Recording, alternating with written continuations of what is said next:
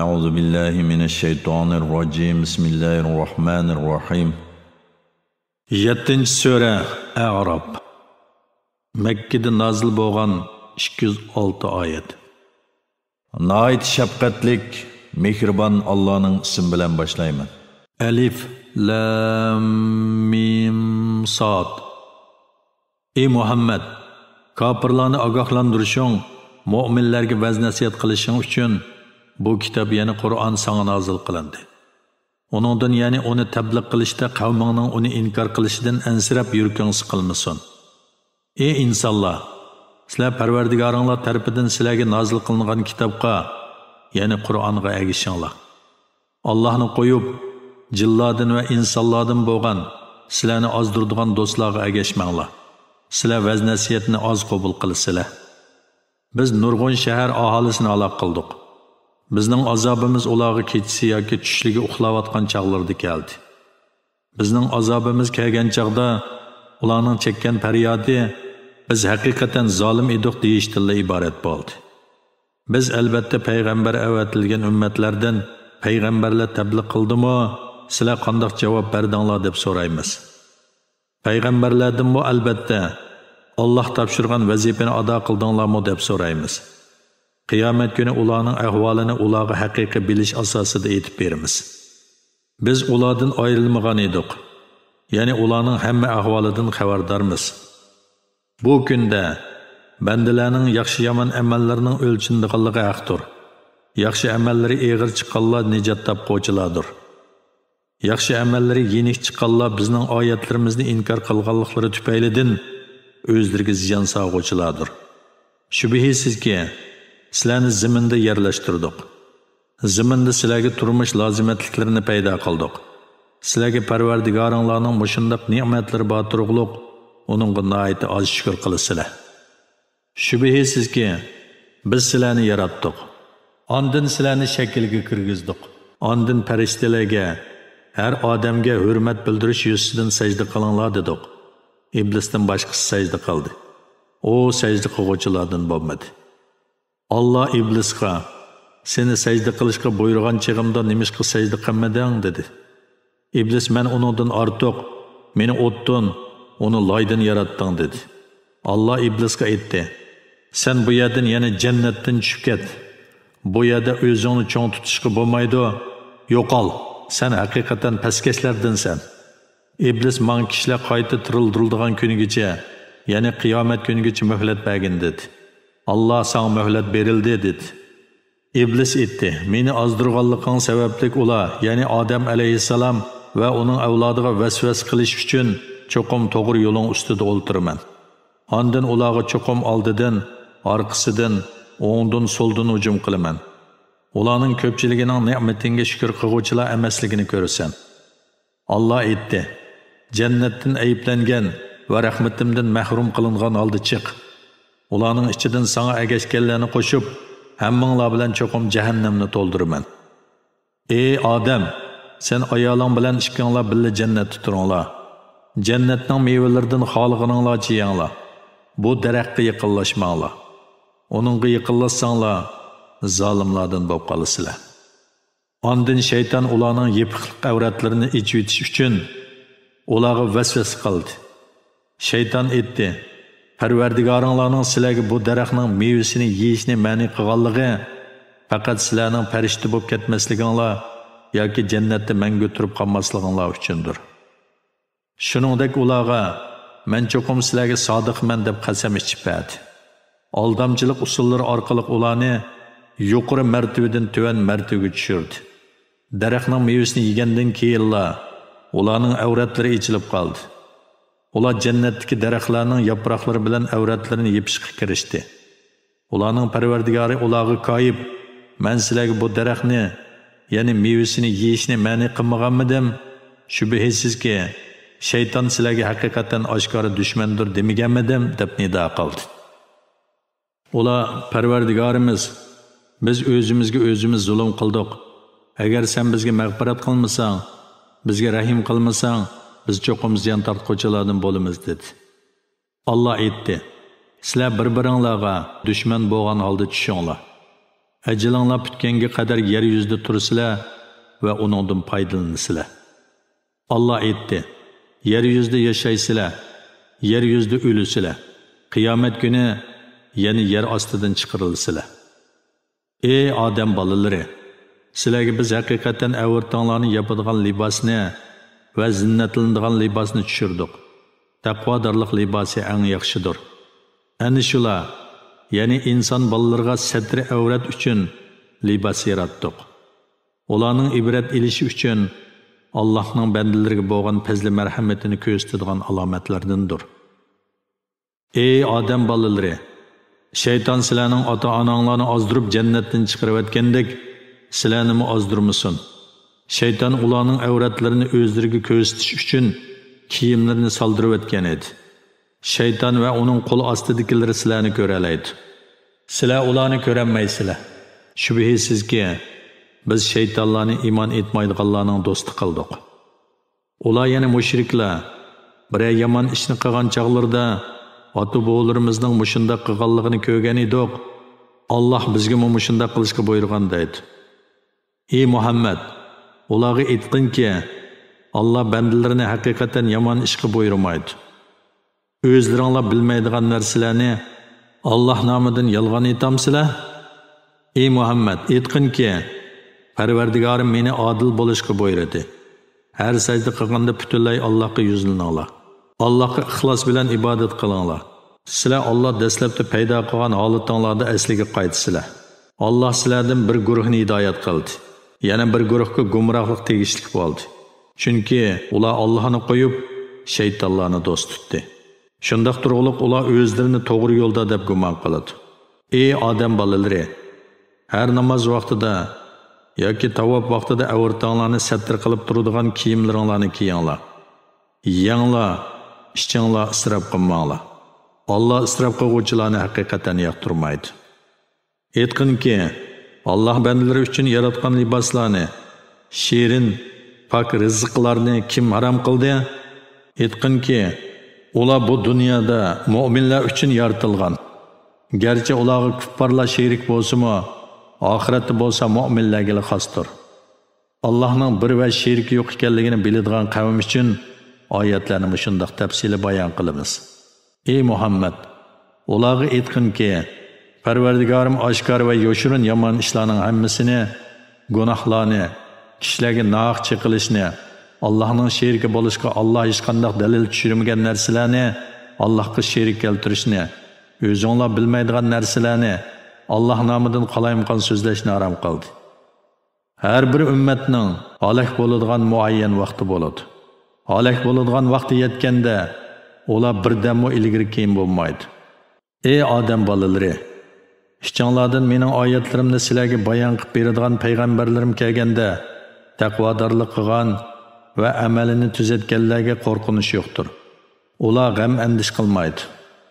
Bizning oyatlarimizni inkor qilganlar, uningga iymon etishga gardankashlik qilganlar do'zax ahlidir. Ular hamisha do'zaxda qolg'usidir. Allohga yolg'on chaplagan yoki uning oyatlarini inkor qilganlardan zolim kishi bormi? Ular lavhul mahfuzda yozilgan rizqdan va ajaldan o'z nasibasini ko'rdi. Hatto bizning farishtalarimiz ularning jonlarini elish uchun kelgandimi, ularga Allohni qo'yib ibodat qilgan ma'budlaringlar qayerda deydi. Ular bizdan g'oyib bo'lib ketdi deydi. Ular kafir bo'lganliklariga o'zlarining ziniga guvohlik beradi.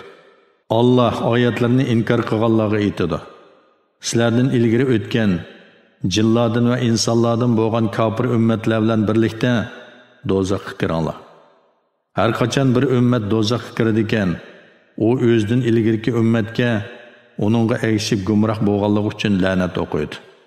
Ularning hammasi do'zaxga kirib bo'lib jamlashganda, ularning ichidagi keyin kirganlar, ya'ni agashguvchilar ilgari kirganlarga, ya'ni boshliqlarga qartib, ey Parvardigorimiz, bular bizni ozdirgan, ularga ishkasi do'zax azobi bergin deydi. Alloh hammaga ishkasi azob beriladi, lekin sizlar azobning vahshatini bilmaysizlar deydi. Ularning orasidagi ilgirkilar keyinkilarga sizlarning bizdan hech qanday ortiqchiliginglar yo'q, ya'ni gumrohlikda va azobga tegishli bo'lishda bir-birimizga o'xshaymiz, qilmishinglar tufaylidan azobni tetinglar deydi. Shubhisizki, bizning oyatlarimizni inkor qilgan va ularga iymon etishga gardankashlik qilganlarga osmonning darvozasi ochilmaydi. Toki to'gi yingnining to'shigidan o'tguncha ular jannatga kirmaydi. Ya'ni ular hargizmi jannatga kirmaydi. Gunohkorlarga mushundoq jazo beramiz.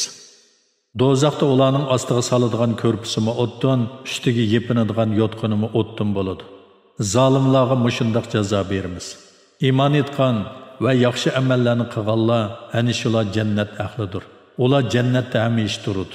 Biz hech kimga kuchi yetmaydigan ishni yuklamaymiz. Ularning ko'ngillardagi o'chmanliklarini ep tashladik. Ularning saroylari ostidan jannatning o'stanlari eqib turadi. Ular jimi hamd sana bizni bu ne'matlarni hosil qilishga yetaklagan Allohga bo'lsin-ki, Alloh bizni yetaklamagan bo'lsa, to'g'ri yo'l topmagan bo'lardik. Haqiqatan Parvardigorimizning payg'ambarlari bizga haqni ep keldi deydi. Ularga qilingan amallaringlar uchun sizlarga berilgan jannat mana mushu deb nido qilinadi. Ahli do'zaxqa biz Parvardigorimiz bizga va'da qilgan narsani haq topdik. Sizlarmi Parvardigoringlar va'da qilgan narsani haq topdinglarmi deb to'laydi. Ular ha deydi. Shuning bilan bir jakochi ularning orasida mundaq deb jakolaydi. Zolimlarga Allohning la'nati bo'lsin. Zolimlar kishilarni Allohning dog'dam yo'lidan to'sidi. Uning agir yo'lda bo'lishini tilaydi hamda ular oxiratga ishonmaydi. Ularning orasida bir to'sma bo'ladi. To'smaning ustida ahli jannat va ahli do'zaxni ularning simosidan taniydigan odamlar, ya'ni ahli arrob bo'ladi. Ular ahli jannatga sizlarga omonlik tilaymiz deb to'laydi. Ular jannatga kirmagan, ammo kirish umidida turganlardir. Ularning ko'zlari ahli do'zax tarafga buralganda, "Ey Parvardigorimiz, bizni zolim qavm bilan birga qilmagin" deydi. Arabdikilar, ya'ni yaxshiliklari bilan yomonliklari tang bo'lib qolgan, jannatdimi emas, do'zaxdimi emas kishilar simosidan tonildigan davzihi odamlarga to'plagan pul mollaringlar va takabburliginglar sizlarga nimaga asqatdi deb to'laydi. Arabdikilar do'zaxiylarga mu'minlarning peqirlarini ko'zitib turib, sizlar Allohning rahmatiga erishamaydi deb qasam qilgan kishilar mushularmi? Mana bularga jannatga kiringlar. Sizlarga kelgusidan qo'rqinish yo'q. Sizlar g'am andishi qilmaysizlar deyildi deydi. Ahli do'zax ahli jannatga su dunyoki Alloh sizlarga bergan ichadigan narsalardan bizga biroz qo'yib bersanglar deb to'laydi. Ahli jannat ularga javoban Alloh ularni kofirlarga harom qilgan deydi. Kofirlar dinlarini masxara va o'yinchi qilib oldi. Ularni dunyo tirikchiligi oldi. Ularning bugungi kunga muloqot bo'lishini unutganliklari va bizning oyatlarimizni inkor qilganliklariga o'xshash, biz bugun ularni unutamiz, yana ularni do'zaxda qoldiramiz. Ularga kitobni Qur'onni berdik. Uni yana Qur'onning ma'nolarini bilish asosida bayon qildik. Uni iymon etgan qavmga hidoyat qildik va rahmat qildik. Ular yana kuffarlar faqat o'zlariga va'da qilingan azobning natijasini kutadi. Uning natijasi kelgan kuni ilgari kitobga amal qilmaganlar Parvardigorimizning elchilari haqiqatni epkagan edi. Biz ularga iymon etmabdik. Bugun bizga shafaat qiladigan shafaatchilar bormidi yoki gunoh qilishdan qo'l uzib, yaxshi amallarni qilish uchun dunyoga qaytarilishimizga bo'lamdigandi deydi. Ular o'zlariga ziyon soldi. Ularning Allohning sheriklari deb iftiro qilgan ma'budlari ularning ko'zidan g'oyib bo'ldi. Shubhisizki, Parvardigoringlar Alloh osmonlarni va zaminni 6 kunda, yana 6 davrda yaratdi. Ondan o'zining ulug'ligiga loyiq ravishda arsh ustida qaror oldi. Alloh kecha bilan kechining qorong'uligi bilan kunduzni yapadi. Kecha bilan kunduz bir-birini qo'g'lashadi. Alloh quyosh, oy va yulduzlarni Allohning amriga bo'ysundirilg'uchi qilib yaratdi. Yaratish va amr qilish rostilla Allohning ilkididir. Olamlarning Parvardigori Allohning darajasi kattadir. Parvardigoringlarga tuvanchilik bilan yoshirin duo qilinglar. Duo qilganda kelsi-kelmas so'zlab, tovlab haddidan oshirib o'tganlarni Alloh yoqtirmaydi. Alloh payg'ambarlarni avatib yer yuzini tuzgandan keyin yer yuzida bozg'unchilik qilmanglar. Allohning azobidan qo'rqqan va rahmatini umid qilgan holda duo qilinglar. Shubhisizki, Allohning rahmati yaxshilik qiluvchilarga yaqindir. Allohning rahmati, ya'ni yomg'ir maydonga kelish oldida Allah bishoratchi qilib shamollarni avatadi. Shamollar ig'ir bulutlarni ko'targan chaqda ularni o'lik, ya'ni qojirab ketgan giyosiz joylarga suramiz.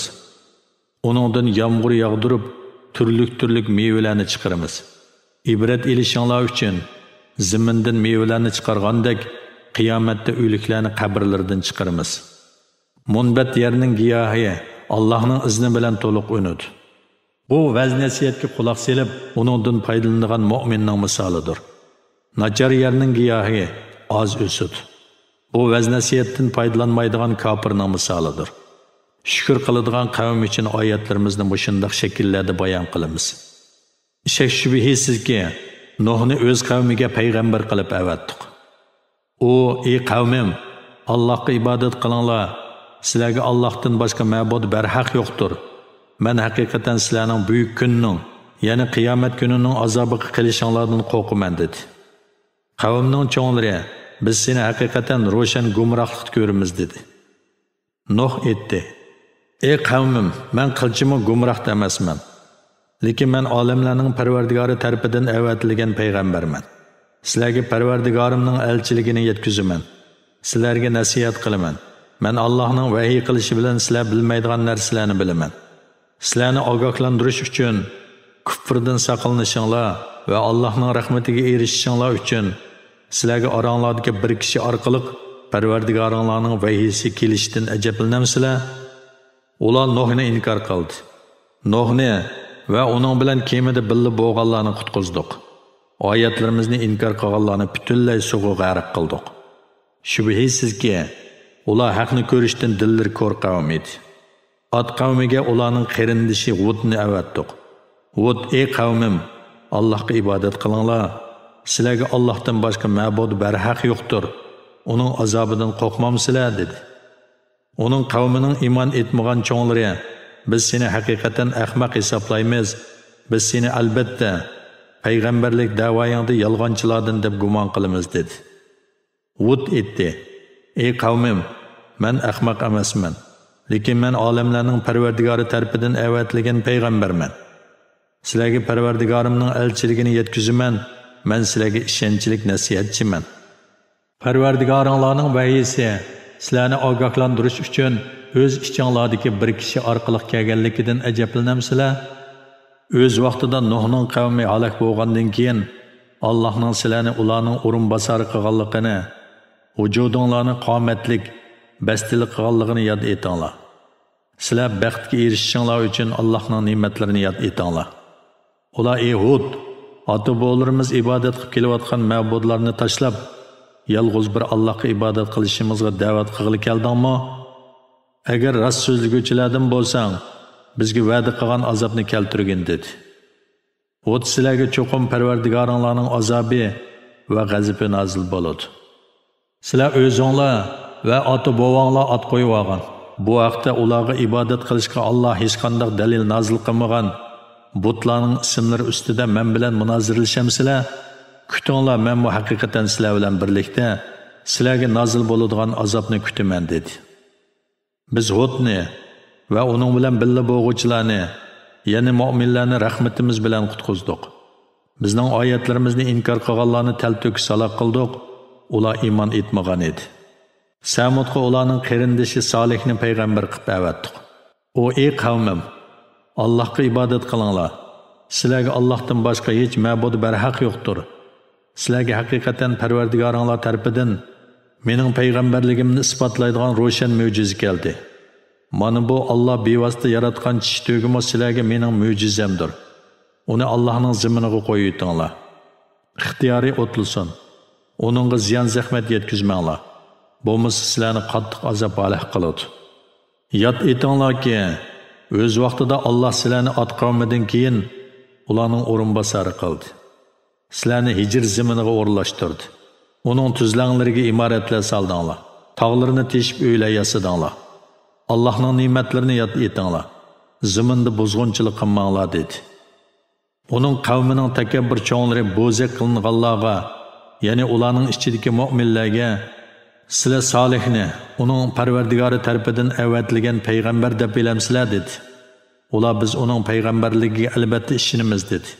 Heliq takabburlar sizlar agashganga biz hargiz agashmaymiz dedi. Ular tish tugini bo'g'izildi. Parvardigorning amrini tutishdan bosh tortdi va ey Solih, rostilla payg'ambarlardan bo'lsang, bizga va'da qilgan azobni keltirib boq dedi.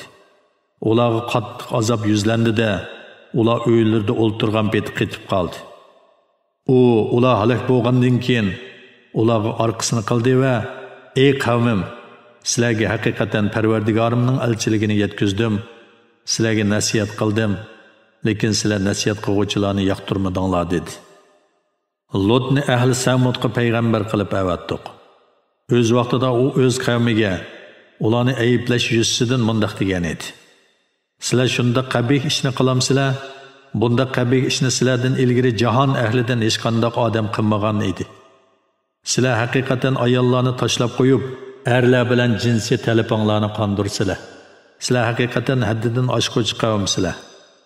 Lotning qavmining birdan bir javobi: Lotni uning agashguvchilari bilan qo'shib shahringlardan chiqarib etinglar, chunki ular pok kishilardir deyishdan iborat bo'ldi. Lotni uning xotinidan boshqa tava kishilar bilan birga uning qavmiga nozil bo'lgan azobdan qutqizdik. Faqat xotinilar shaharda qilib halok bo'luvchilardan bo'ldi. Ularga bir turlik yomg'ir, ya'ni tosh yog'dirdik. Gunohkorlarning oqibatining qanday bo'lganligiga qaragan. Madiyan xalqiga ularning qarindoshi Shuaybni payg'ambar qilib avatdiq. U o'z qavmiga aytdi: "Ey qavmim, Allohga ibodat qilinglar. Sizlarga Allohdan boshqa hech ma'bud barhaq yo'qdir. Sizlarga Parvardigoringlardan haqiqatan mening rostligimni isbotlaydigan mo'jiza keldi. O'lchamni va tarozni to'g'rilanglar. Kishilarning narsasini kam bermanglar. Allah payg'ambarlarni avatib zaminni tuzigandan keyin zaminda gunohlar qilib buzg'unchilik qilmanglar. Agar mu'min bo'lsanglar, ana shu sizlar uchun yaxshidir. Sizlar Allohga iymon etganlarni qo'rqitgan, Allohning yo'ldan to'sgan va u yo'lning egirligini tilagan holda yo'llarda o'ltirmanglar. Aslida sizlar oz edinglar. Allohning sizlarning soninglarni ko'paytganligini yod etinglar. Buzuqchilik qiluvchilarning oqibatining qanday bo'lganligiga qaranglar. Agar sizlardan bir guruh odam mening payg'ambarligimga ishongan, yana bir guruh odam ishonmagan bo'lsa, Allah bizning oramizda hukm chiqaruvchi savr qilib turinglar. Allah hukm chiqaruvchilarning eng yaxshisidir. Shuayb qavmining iymondan bosh tortgan takabburchonlari: "Ey Shuayb, seni cho'qim agashguvchilaring yana sana iymon etganlar bilan qo'shib shahrimizdan haydab chiqaramiz yoki cho'qim bizning dinimizga qaytishinglar kerak" dedi. Shuayb: "Biz buning har ikkisini yomon ko'radigan tursak, bizni yanala shunga majbur qilamsizlar" dedi. Shuayb yana aytdi: "Alloh bizni sizlarning dininglardan qutuldirgandan keyin uningga qaytsak, albatta Allohga yolg'on chaplagan bo'lamiz. Parvardigorimiz Alloh xolisa, biz sizlarning dininglarga qaytmaymiz. Parvardigorimizning ilmi hammani o'z ichiga oladi. Allohga tavakkul qildik. Parvardigorimiz biz bilan qavmimizning orasida haq hukm chiqargan. Sen hukm chiqaruvchilarning eng yaxshisidirsan." Uning qavmining iymonsiz cho'nglari: "Agar sizlar Shuaybga agashsanglar, shubhisizki cho'qim ziyon tortisizlar" dedi. Ularga qattiq zilzila yuzlandi. Ular uylarida o'ltirgan peti qetib qoldi. Shuaybni inkor qilganlar Allohning halok qilishi bilan go'yo bu yerda turmagandek, ya'ni yashimagandek bo'lib qoldi. Shuaybni inkor qilganlar ziyon tortquchilardan bo'ldi. Shuayb ularga orqasini qilib: "Ey qavmim, sizlarga men haqiqatan Parvardigorimning elchiligini yetkazdim va nasihat qildim. Men qandaqmi kofir qavmga qayg'uray" dedi. Biz mayli qaysi shaharga bo'lsin, bir payg'ambar avatgan bo'lsak, shahar ahli uni inkor qilgan bo'lsa, ularning Allohga yalvurishlari, tavba qilishlari uchun ularni namratlikqa, kasallikka giribtor qildik. Ondan ularning beshiga kelgan kulfatni ne'matga aylantirdik. Shuning bilan ular ko'paydi. Ular bizning ota-bovlarimizning beshiga haqiqatan kulfatlar, ne'matlar kelgan edi. Bu zamonning odati. Allah tarafidan kelgan uqubat emas dedi. Ular xabarsiz turganda ularni ushtum tut halok qildik. payg'ambarlarni inkor qilganlikdan halok qilingan shaharlarning aholisi iymon etgan va kufrdan, gunohlardan saqlangan bo'lsa edi, albatta ularni osmon zaminning farovonliklariga muyassar qilardik. Lekin ular payg'ambarlarni inkor qildi, shun ularni o'z qilmishlari tufaylidan halok qildik. Payg'ambarlarni inkor qiladigan shaharlarning aholisi bizning azobimizning o'zlariga ketisi, g'aflatda uxlayotganlarda kelishidan qo'rqmamdi. Shahar aholisi bizning azobimizning tushish vaqtida ular o'ynab turganlarda kelishidan qo'rqmamdi.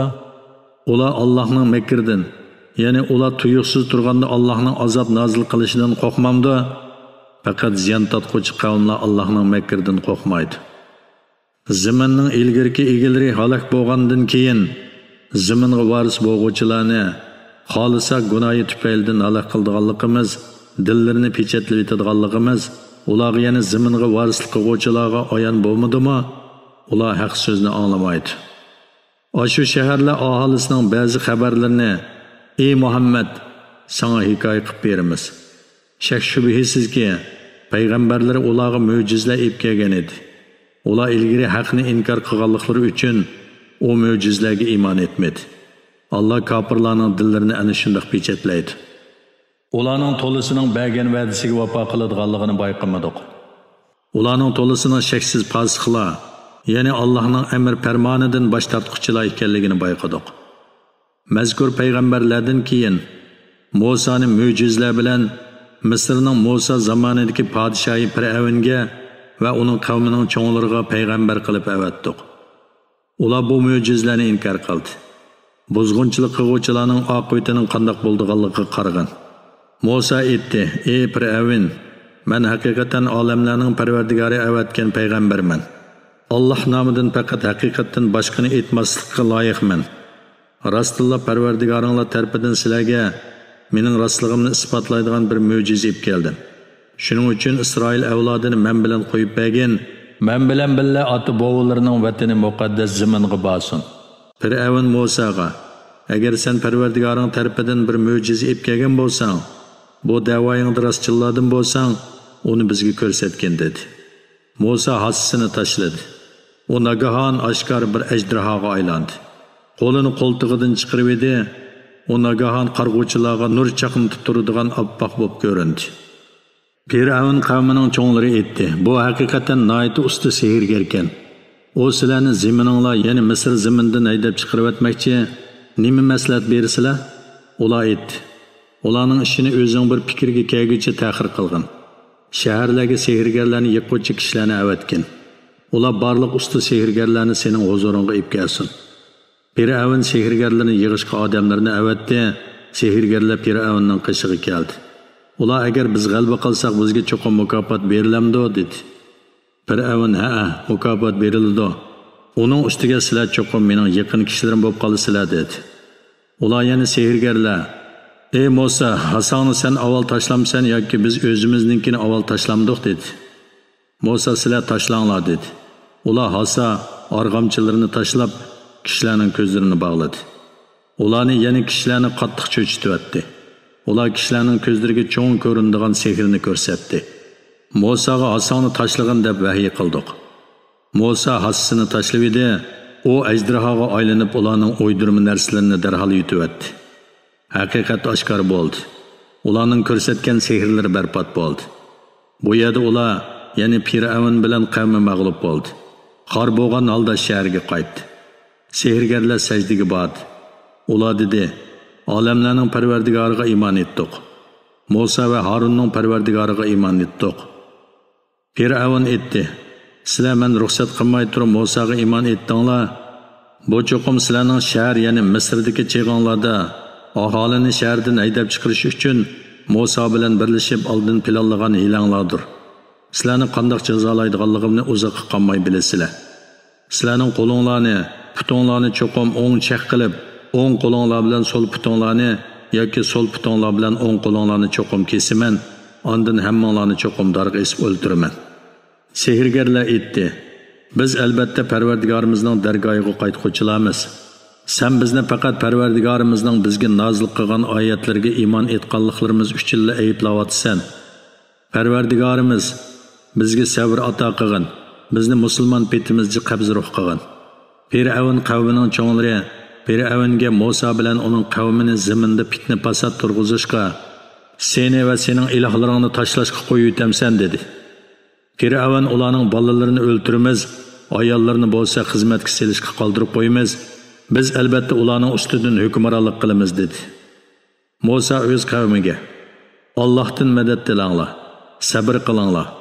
Yer yuzi haqiqatan Allohning mulkidir. Allah onunğa bandalardan o'zi xolgan kishilarni varis qiladi. Yaxshi oqibat taqvodorlarga mansub dedi. Ular sen bizga kelishdan burunmi, kelgandan keyinmi hamon xorlanib keldik dedi.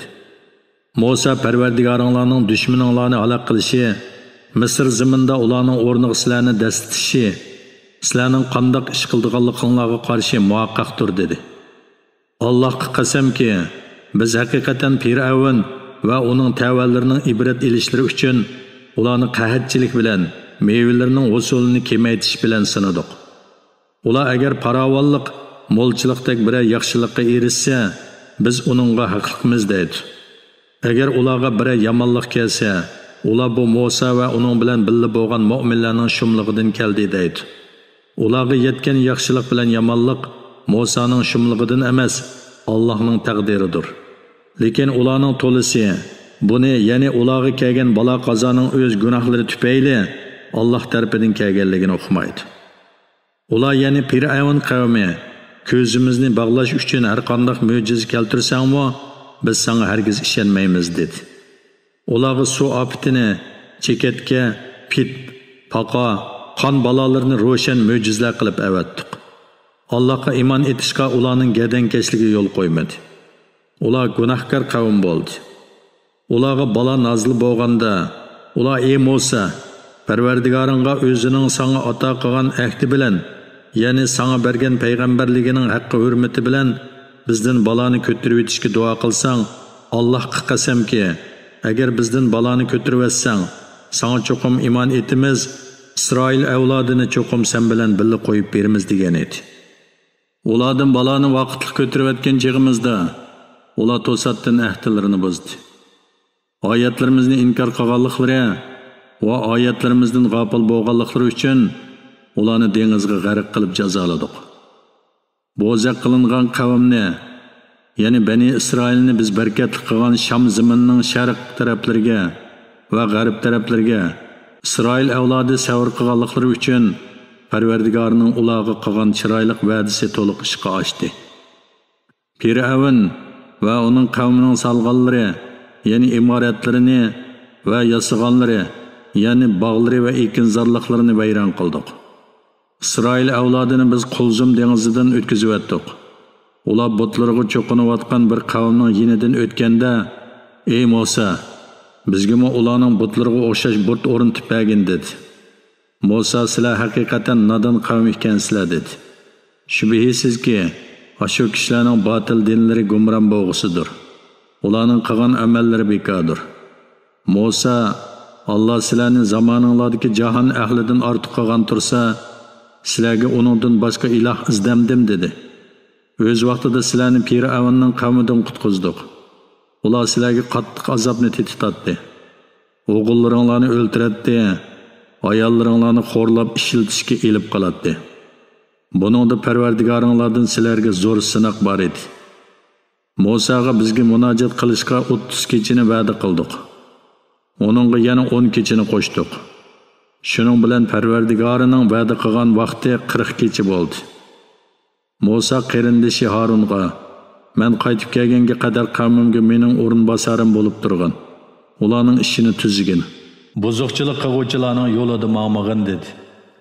Musa biz va'da qilgan vaqtda kelgan va Parvardigori uningga bevosita so'z qilgan chaqda: "Parvardigorim, menga o'zingni ko'rsatgin, seni bir ko'rib olay" dedi. "Alloh meni bu dunyoda hargiz ko'rolmaysan. Chunki insonning bu ojiz teni buningga taqat qilolmaydi. Lekin taqqa qarag'in. Agar taq o'rnida mahkam tura olsa, meni ko'ralaysan" dedi. Parvardigori taqqa tajalli qilish bilan tog'ni to'p-tuz qilibdi. Musa behush bo'lib yiqildi. U hushiga kelib: "Parvardigorim, sen pok tursan, sana tavba qildim. Men sening ulug'lig'ingga ishonguvchilarning avvaliman dedi. Allah aytdi: Ey Musa, men haqiqatan seni zamoningdagi kishilar orasidan payg'ambarlikka va men bilan bevosita so'zlashishga tanladim.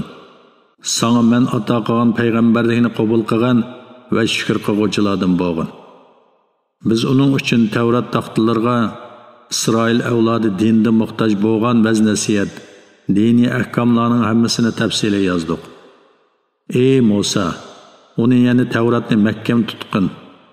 Hamda qavmingni uningdagi eng go'zal ahkomlarga amal qilishga buyurgin. Sizlarga fosiqlar, ya'ni Fir'avn va uning qavmining diyorini ko'rsataman. Yer yuzida naq takabburlik qiladiganlarni oyatlarimizni tushunishdan yiroqlashtiraman. Ular barliq mo'jizalarni ko'rgandimi, uningga ishonmaydi. Ular agar to'g'ri yo'lni ko'rsa, uningda mangmaydi. Gumrohlik yo'lini ko'rsa, uningda mangadi. Bu shuning uchunki, ular bizning oyatlarimizni inkor qildi va uningdan g'ofil bo'ldi. Bizning oyatlarimizni va oxiratda Allohga muloqot bo'lishni inkor qilganlarning qilgan yaxshi amallari iymoni bo'lmaganligi uchun bekor bo'lib ketadi. Ularga faqat qilgan amallariga yarasha jazo beriladi. Musoning qavmi Musodan keyin, ya'ni Musa Parvardigorga munojat qilish uchun tur teg'iga ketgandan keyin zinnat buyumlardan mo'zaydek ovoz chiqaradigan bir jonsiz mo'za yasadi. Ular mo'zayning o'zlariga so'zlayolmaydiganligini, yo'l ko'rsatolmaydiganligini ko'rmadimi? Ular uni ma'bud qilib oldi. Ular o'zlariga zulm qiluvchi bo'ldi. Ular mo'zayga cho'qinganliklariga pushaymon qilgan va rost azg'anliklarini tushungan chaqda, agar Parvardigorimiz bizga rahim qilmasa va mag'firat qilmasa, biz albatta ziyon tortquchilardan bo'lamiz dedi. Musa g'azablangan, g'amkin holda qavmiga qaytib kelib, men yo'q chaqda mo'zayga cho'qinib naqadar yomon ish qildinglar ha? Kutib turmay Parvardigoringlarning amriga oldirab ketdinglarmi dedi va g'azablanganligidan Tavrat taxtalarini yerga tashildi. Qarindishining chechini tutib o'z tarafiga tortdi. Harun aytdi: Ey qarindishim, bu qavm meni bo'zak topdi. Meni o'ltirayotganda tas qoldi. Meni dushmanlar oldida kulkiga qo'ymagan. Meni zolim qavm, ya'ni mo'zayga cho'qing'uvchilar qatorida sanamagan. Musa aytdi: Parvardigorim, menga va mening qarindishimga mag'firat qilgin. Bizni rahmating doirasiga kirgizgin. Sen eng rahim qiluvchi zotdirsan. Shubhisizki, mo'zayni ma'bud qilib olganlar Parvardigorning g'azabiga uchraydi. Bu dunyoda xo'rlik qiladi. Allohga bo'xton chaplig'uvchilarga biz mushundoq jazo beramiz. Yomon ishlarni qilib qo'yib, keyin tavba qilgan va iymonida samimiy bo'lganlarni tavbasidan keyin Parvardigoring albatta mag'firat qiladi. Ularga rahim qiladi. Musa g'azbi beslagandan keyin yerda yotgan Tavrat taxtalarini oldi. Uningda Parvardigordan qo'rquvchilarga hidoyat qilinadi va rahmat qilinadi deb yozilgan edi. Musa biz belgilab bergan vaqtda elib kelish uchun o'z qavmidan 70 kishini tanladi. Ularga zilzila yuzlanganda Musa: Parvardigorim, xohlagan bo'lsang ularni va meni burunla halok qilgan bo'lading. Aramizdagi ahmoqlarning qilmish tufaylidan bizni halok qilamsan? Bu faqat sening siniqingdir. Shu orqali xohlagan bandangni ozdirsan, xohlagan bandangni hidoyat qilasan. Sen bizning egimizsan. Bizga mag'firat qilgin, rahim qilgin. Sen eng yaxshi mag'firat qiluvchisan. Bizga bu dunyoda va oxiratda tegishli yaxshilik qilgin. Biz haqiqatan senga tavba qildik dedi. Allah aytdi: Azobim bilan bandalarimdan xolgan kishini azoblayman. Mening rahmatim maxluqotning hammasiga o'rtaqdir. Rahmatimni kufrdan va gunohdan saqlanguvchilarga, mollarining zakotini beradiganlarga va bizning oyatlarimizga iymon etadiganlarga tegishli qilaman. Ular elchiga, ummiy payg'ambarga, ya'ni Muhammad alayhissalomga ergishdi. Ular o'z ilkidagi Tavrat, İncillarda onun sübütinin yezilganligini ko'rdi. U ularni yaxshi ish qilishga buyurdi. Yomon ish qilishdan to'sidi. Ularga pak narsalarni halol qiladi. napak narsalarni harom qiladi. Ularning ig'ir yukini yeniklatadi. Ularni silingan taqoq, ko'yzi kishanlardan bo'shatadi. Ya'ni ularga yuklangan ig'ir vazifalarni ep tashlaydi. Uningga iymon etganlar, uni hurmatlaganlar, uningga yordam berganlar, uningga nozil qilingan nur, ya'ni Qur'onga ergashguvchilar baxtga erishguvchilardir. Ey Muhammad, aytqinki, ey insonlar, men haqiqatan sizlarning hammanglarga Alloh tarafidan avatilgan elchiman. Osmonlarning va zaminning igdorchiligi Allohga xosdir. Uningdan boshqa hech iloh yo'qdir.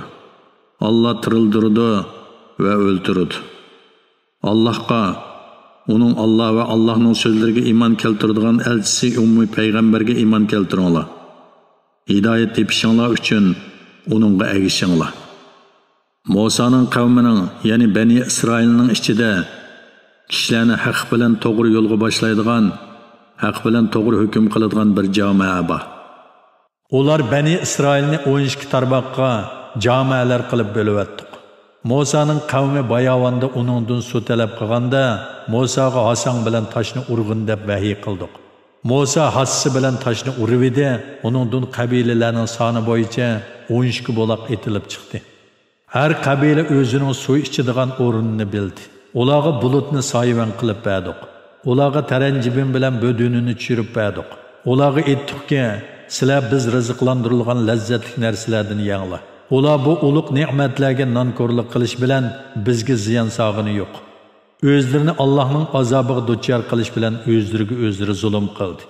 O'z vaqtida biz ularga, sizlar bu shahar, ya'ni Baytul Muqaddasda turinglar, u yerdagi yemakliklardan xoliqininglarcha yenglar, shahar darvozasidan sajda qilgan holda kiringlar, kirayotgan cheg'inglarda, ey Alloh, gunohlarimizni kechirgandinglar, jimi gunohlaringlarni mag'firat qilamiz, yaxshilik qilguvchilarga savobini ziyoda qilamiz dedik.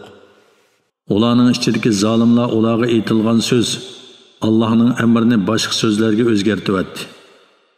Ular zulm qilganliklari uchun ularga osmondan azob avatdik. Ular ya'ni Yahudilardan dengiz, ya'ni Qulzum dengizi bo'yidagi Ayla shahrining ahvolini so'ragan. Uning aholisi biliq tutish cheklangan kun shanbada Allohning cheklamasidan chiqqandi. Chunki shanba kuni biliqlar suv ustidan ularning oldiga keladi. Shanbadan boshqa kunlarda ularning oldiga kelmaydi. Fosiq bo'lganliklari uchun ularni mushundoq sinaymiz. O'z vaqtida ularning ichidagi bir jamoa Alloh halok qiladigan yoki qattiq azoblaydigan qavmga nima uchun vaz-nasihat qilsizlar dedi. Ular ya'ni vaz-nasihat qiluvchilar Parvardigoringlarning oldida gunohga sukut qilib turdik deb o'zri aytmasligimiz va ularning Allohdan qo'rqib, gunohdan cheklanishlarini umid qilganligimiz uchun shunday qildik dedi. Ular o'zlariga qilingan vaz-nasihatni qabul qilmagan chaqda yomon ishdan ma'ni qilguvchilarni qutqizdik. Allohning amridan chiqqanliklari uchun zolimlarni qattiq azobga duchor qildik. Ular nahiy qilingan narsani tark etishdan bosh tortganliklari uchun ularga xor maymun bo'lib ketinglar dedik. Ey Muhammad, o'z vaqtida Parvardigoring ularga, ya'ni Yahudilarga qiyomatgacha cho'qim qattiq azoblaydigan kishilarni avatib turadiganligini xabar qildi. Shubhisizki, Parvardigoring osiylik qiluvchilarni albatta tez jazolag'uchidir. Itoat qiluvchilarga albatta mag'firat qiluvchidir, marhamat qiluvchidir. Ularni, ya'ni Yahudilarni yer yuzida turli firqalarga bo'lib o'tdik. Ularning ichida yaxshilarmi bor, yaxshilardan tuvallarmi bor. Ularning kufrdan va gunohdan qaytishlari uchun ularni qattiqchilik va kangchilik bilan sinadik. Ulardan keyin yomon avlodlar Tavratga varislik qildi. Ular bu dunyoning arzimas pul melini halol bilan haromni ayirmay qor qo'yib oladi va bizni Alloh afu qiladi deydi. Shundoq pul mol ularning qo'liga kelsa, ular yana oladi. Kitobda, ya'ni Tavratda Allohga yolg'on chaplamay, faqat haqni aytishlari uchun ulardan chin va'da elinmadimi? Halbuki ular Tavratdagi narsalarni o'qigan edi. Haromni tark etib, Allohdan qo'rqadiganlarga oxirat yaxshidir, buni tushunmamsizlar. Kitobni mahkam tutadiganlar, namoz o'qiydiganlar savobga erishadi. Biz yaxshi ish qiluvchilarning ajrini haqiqatan zoya qilib o'tmaymiz. O'z vaqtida tur teg'ini qo'mirib ularning ustiga soyivandek tikladik. Ular tog'ni ustlariga tushib ketadi deb o'yladi. Ularga aytdikki, taqvodorlar qatorda bo'lishinglar uchun o'zingizlarga berilgan kitobni mahkam tutinglar, uningdagi ahkomlarga amal qilinglar. O'z vaqtida Parvardigoring odam bolalarini ularning otalarining pushtidan chiqardi va ularni o'zlariga guvoh qilib, "Men sizlarning Parvardigoringlar emasmi?" dedi. Ya'ni Alloh o'zining ularning Parvardigori ekanligiga va birligiga odam bolalarini ixro qildirdi. Ular ixro qilib buni o'z ustiga oldi. Ular "Ha, sen bizning Parvardigorimizdirsan, guvohlik berdik" dedi. Ularni guvohlik bergizganligimiz qiyomat kuni ularning biz buningdan g'aflat qolgan ekanmiz demasliklari yoki ota-bobolarimiz ilgari sana butlarni sherik keltirgan edi, bizning faqat ularning avlodi bo'lib qolgan yerimiz bor, ya'ni bizning o'zrimiz bor. Gunohlarning qilmishlari tufaylidan bizni halok qilamsan demasliklari uchundir. Ularning gumrohlikdan, ota-bobolariga ergishishdan qaytishlari uchun oyatlarimizni mushundaq tafsili bayon qilamiz. Ey Muhammad, ularga shundaq bir odamning qissasini o'qib berginki, uningga oyatlarimizni berdik. O oyatlarimizdan o'zini tatdi. Uningga shayton opridi bo'lishi bilanla gumrohlardan bo'lib ketdi. Agar biz xohlasak, uni taqvodor o'limalar darajasiga ko'tardik. Lekin u dunyoga berilib ketdi. Nafs xohishiga bo'ysundi. U go'yo bir itga o'xshaydi-ki, uni qo'g'livatsangmi tilini chiqarib asraydi. Qo'g'livatmasangmi tilini chiqarib asraydi. Bu bizning oyatlarimizni inkor qilgan ana shu qavmning misolidir. O'ylab beqishlari uchun bu qissani qavminga so'zlab bergin. Bizning oyatlarimizni inkor qilib, o'zlariga ziyon solgan qavmning misoli nima degan yomon? Alloh hidoyat qilgan odam hidoyat topquchidir. Alloh gumroh qilgan odam ziyon tortquchidir. Shak shubhisizki, jin va insonlarning nurg'unlarini do'zaxga yiqilg'i bo'lish uchun yaratdik. Ular dillari bo'g'ini bilanmi, u orqali haqni tushunmaydi. Ular ko'zlari bo'g'an bilanmi, u orqali Allohning qudratining dalillarini ko'rmaydi. Ular quloqlari bo'g'ini bilanmi, u orqali Allohning oyatlarini ibrat ilib tanishmaydi. Ular go'yo hayvonga o'xshaydi. Hayvondan mubattar gumrohdir. Ana shular g'ofildir. Allohning go'zal ismlari bor. Allohning shu go'zal ismlari bilan atanglar. Allohning ismlarini kaskanmas qo'lindiganlarni tark etinglar.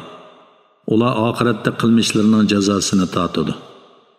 Biz yaratgan ummatlar ichida haq yo'lga da'vat qiladigan va haqda ching turadigan bir ummat bor.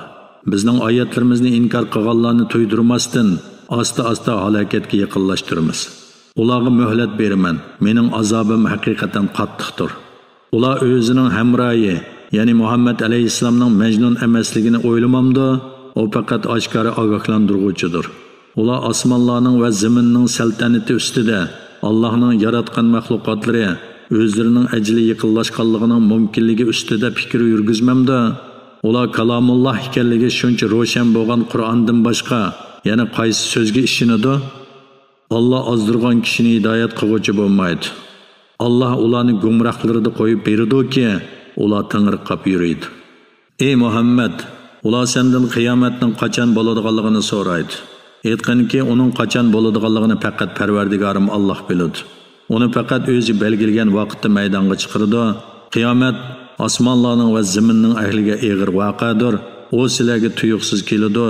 Go'yo sen qiyomat bilan noit tonishdek uni sendan so'rashadi. Aytqinki, uning vaqtini faqat Alloh biladi. Lekin kishilarning to'lisi uning vaqtining maxfiy bo'lishidagi sababini bilmaydi. Alloh xohlamagan ekan, o'zimga foyda yetkazish, ziyonni to'sib qilish qo'limdan kelmaydi. Qiyomatning qachon bo'lishini qandoqmi bilay? Agar men g'aybni biladigan bo'lsam, nurg'un manfaat hosil qilgan bo'lardim. Ziyon zahmatga uchramagan bo'lardim. Lekin men g'aybni bilmayman. Shunga menga taqdir qilingan yaxshi yomonlik yetib turadi.